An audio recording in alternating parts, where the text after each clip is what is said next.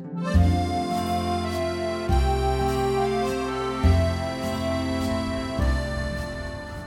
hello there, and welcome to the channel with me, Simon, your budget Monty Don. And in this video, we're going to be talking to you about how to overwinter your hardy bananas. And luckily enough, I have 3 of the hardiest bananas, or banana-likeys, that you can grow right here in the UK. So one by one, I'm going to go through them, although pretty much it's all going to be kind of the same. Anyway, let's go and have a look at them.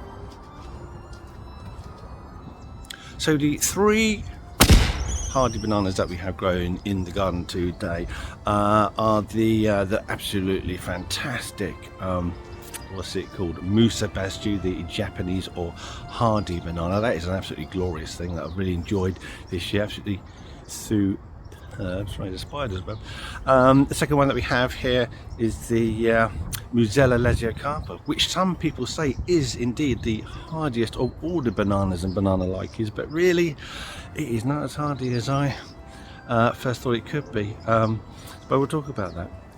And the last one, which is one that I really like, and that is the Abyssinian banana, the Ensete ventricosum. I've got the Musella cultivar here, which has got the really lovely purple leaves, but to be honest with you, the straight ventricosum is still an absolutely gorgeous plant, and we saw one absolutely superb in the Weasley glass house. So it's unusual to see one as big as that here in the UK, because usually the ones that grow outside will periodically either succumb to a fungal infection, which I'll talk about later, or they will just get hit far too cold and it will kill it off. But on the whole, on the south coast and the warmer margins of the UK, like the Scilly Isles, Southern Ireland, they will generally last from year to year to year.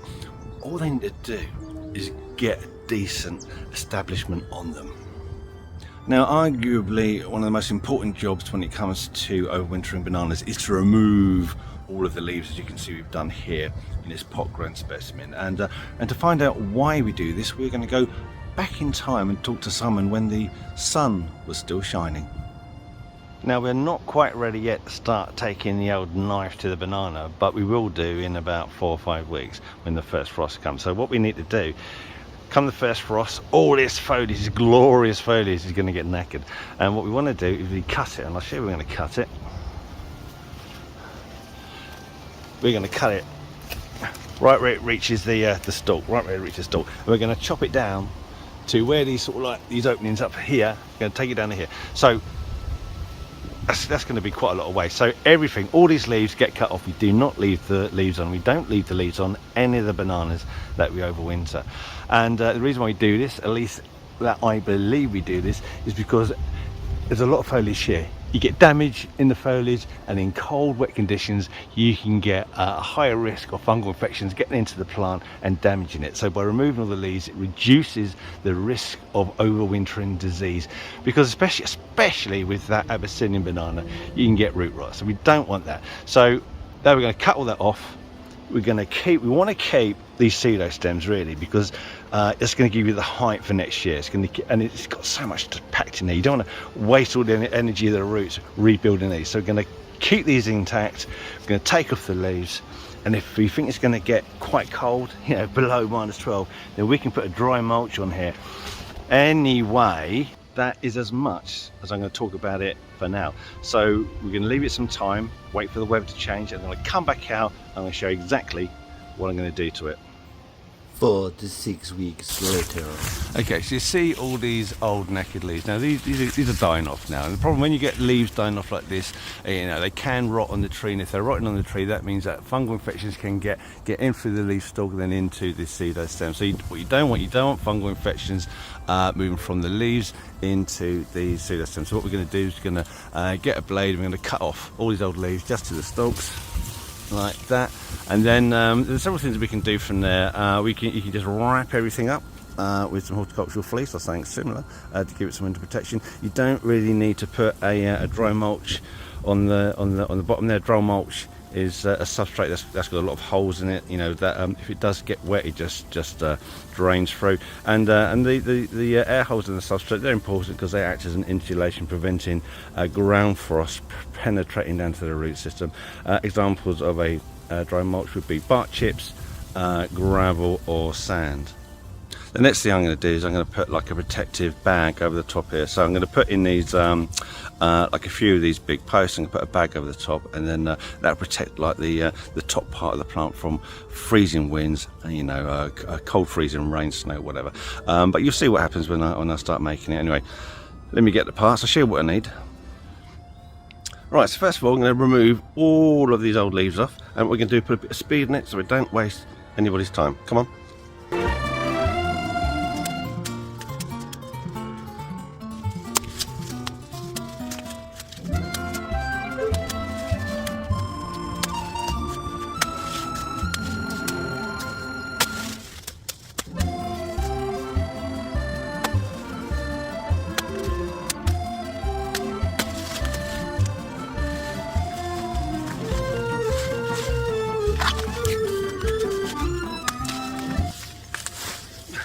Oi, that nearly hit me.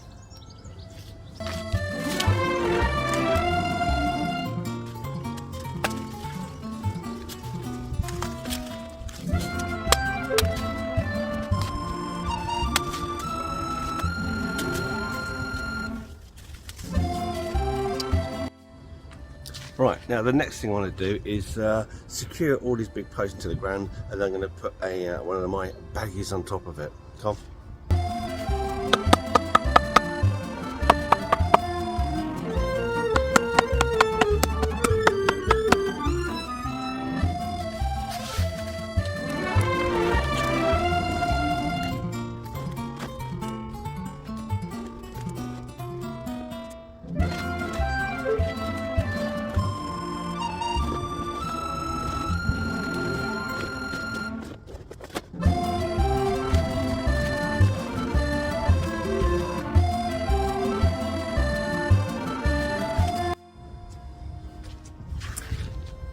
Now, for the most part, that will actually do the trick, or it still will do here on the south coast of England. Now, if you are further north, you could add another layer around the base there of horticultural fleece or landscape fabric to give another layer of protection. Or if you are further north, which is, you know, does anyone really live there, then you could put a metal cage, a wire metal cage around that, and then backfill that with straw. So you've got excellent insulation against the cold. Anyway, that is as much as I'm going to do with our Musa basius down here on the south coast, because generally it is quite mild, so we don't need to worry too much about it. Now, last year we did have unseasonably cold winter temperatures that went down to somewhere between -7 and -8 degrees centigrade, so pretty cold for where we are. And even so, despite doing this, we had no problems keeping the pseudo stems intact, so I was really pleased. I was expecting the pseudo stems to be frozen and killed off, as we saw at Wisley, where they didn't put any protection on some of those, and they just got hit back to ground level. But that didn't happen here. It wasn't so bad, and unless we're looking at temperatures even colder than that, then that is going to be fine. But you can't say the same about the Musella lasiocarpa. Let me show you. Now, you'll often read or hear or whatever that the Musella lasiocarpa is indeed the hardiest of all the banana-likeys, but not so much in my experience, and to be fair, that is quite limited, and also it's rarely seen, so I don't even have anecdotal evidence from other growers of how hardy this plant actually is. But you know, you can only go on face value. You know, did it survive, did it not survive? Well, we planted ours in the ground last year, and I would always advise planting these more unusual, more expensive plants, you know, as early in the spring as you can get away without damaging it, because then it gives you the rest of the season to establish grow its root system, you know, thicken up the stem, so it has a much better chance of surviving the next winter.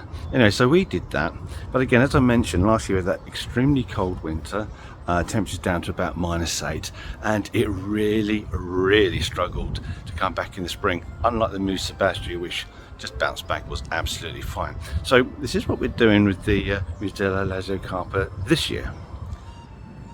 So this year it's a case of belt and braces. What we've done here is we've taken off all the leaves, as we've done with all the bananas and banana-likeys doing this year. All the leaves come straight off, and we've given it like a triple, quadruple wrap of horticultural fleece right down to the base, because I don't want any cold weather getting in there.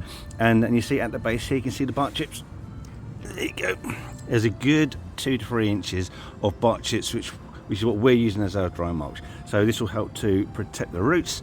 You got this horticultural fleece to protect the stem, and if it gets really, really cold, we have this baggie in place, keeps the rain off it, keeps the wind off it, gives it another layer of winter protection.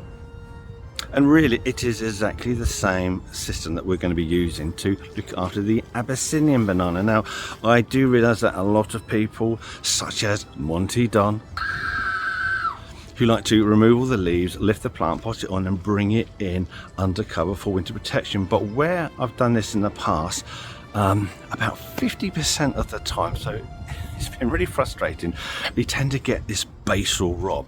You know, they look fine until you bring them out into the spring, they start growing, and the whole thing just falls over. So trying to avoid the basal rots, I've always found to have more success by leaving it in the ground in situ. So I'll show you what we've done with the Abyssinian banana. It is exactly the same, just on a larger scale, as the Musella carpa.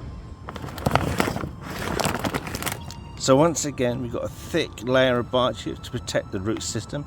We've got several layers of horticultural fleece to protect the pseudostem. And on the top here, we've got the baggie.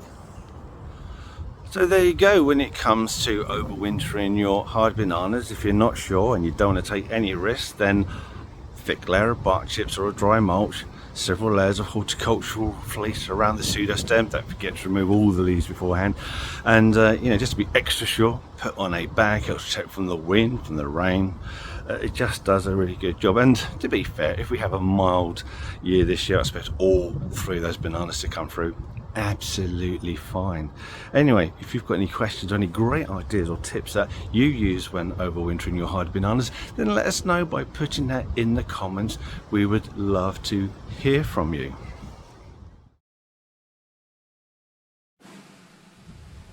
But you know, I am just a man facing against the oppression of poor horticultural advice, and you know, I'd like to give in a humble way to my fellow men and women who'd like to do gardening. I don't expect any payment.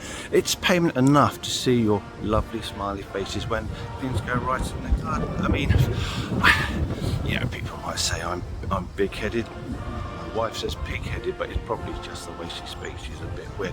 But you know, it's I do it for you. I do it for you. It gives me pleasure. I don't want anything for it. You know, if Gardener's World phones up, will be that as it may, or maybe Amazon or Netflix, because they've got more money. But you know, I just wanted to share that. You know, I am just a humble man, and I do it for the love of the industry.